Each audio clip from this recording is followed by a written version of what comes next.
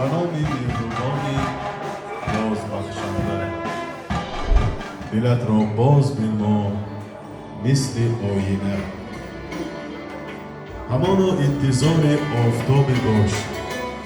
که خندان می درآید از در خانه و گرمی حرارینه چه رنگ و افسانه است گلشن جمال است چه رنگ و افسانه است گلشن جمال است السلام علیکم و درود و صمیمیت و پدران نورانی و برادران گرامی مثل پایدار است عرش بیزار است خدا هم عارف دلداده بوده است و کوی عاشقی افتاده بوده است به یک نظاره چشم سیاه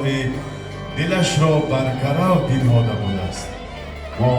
سرآغاز از نام همه شما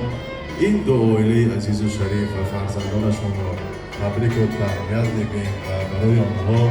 خوشبختی و خوشنامی های حیات را تمنا میکنیم.